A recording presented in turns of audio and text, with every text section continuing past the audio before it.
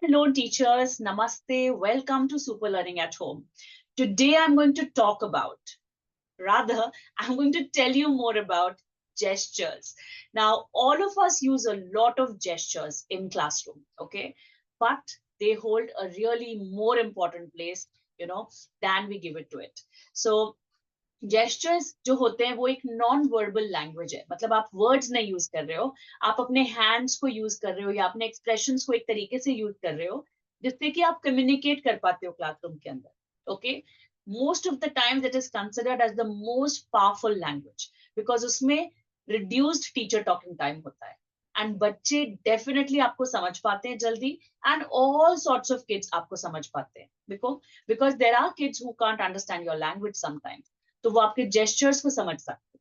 Okay, and बहुत बार आप जो बोल रहे होते हो और उसके साथ जब आप अपने हैंड्स और एक्सप्रेशंस दिखा रहे होते हो तब बच्चे ज्यादा आपके हैंड्स और लेग से समझते हैं रादर देन आपके वर्ड से समझते हैं. Okay, so your words and your gestures also should move in sync, right? But today we are going to talk only about your hands movements, your miming, and some actions which you do and your expressions. Okay, so the first thing which I want to tell you is it is communication without noise. There will be no noise in the classroom if you use gestures. The second thing is that gestures are infectious. जैसे आप करोगे बच्चे आपको mirror करेंगे and classroom में pin drop silence होगा. अगर आपने एक जेस्चर यूज किया यू विल डेफिनेटली सी कि वो immediately follow hoga classroom ke andar. Kids will also be communicating with each other using gestures and not words. Okay, and sometimes it is really important that we speak less and do more. तब gestures काम आ सकते हैं when you are doing something really important and आप चाहते हैं कि बातें ज्यादा नहीं हो, right? Next, it also shares that आप फीडबैक बहुत आसानी से दे पाते हो. If you have certain gestures for certain words तो आप उनको दिखा के फीडबैक दे सकते हो. Something like this, something like, something like, that's all. Okay, so it depends on you कि आपने क्या जेस्चर्स अपनी क्लास के लिए डिजाइन करे हुए हैं, तो आप फीडबैक उनसे दे सकते हो. ओके, आप इंस्ट्रक्शंस उनसे दे सकते हो, आप करेक्शंस कर सकते हो उनसे, something like a this or something like this.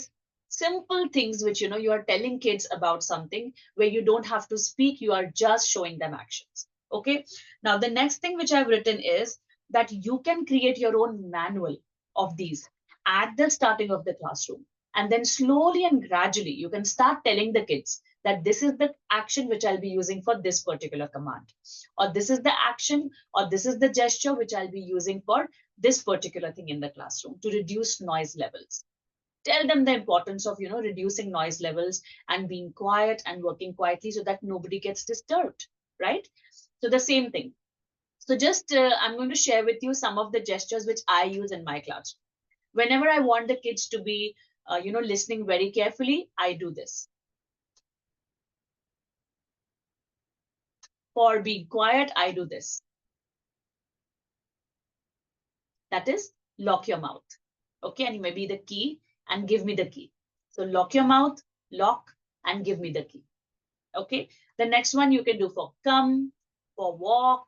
Okay, you can do for tenses. Okay, for tenses you can do this: present, past, and future.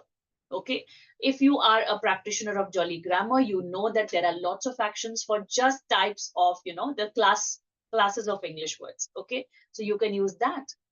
You can use for synonyms. You can words synonym, words antonyms. Okay, try working with these gestures and setting up your classroom for being able to understand these. There will be very less noise, there will be no teacher talking time, and there will be more of student and teacher engaged into lots and lots of work together without speaking any words, right? So that's all for today. Definitely comment below and let me know what kind of gestures do you use in your classroom already. Okay, some people also have gestures for giving commands or asking for requests, like a washroom request could mean this or this, or something like I've not understood, I've understood.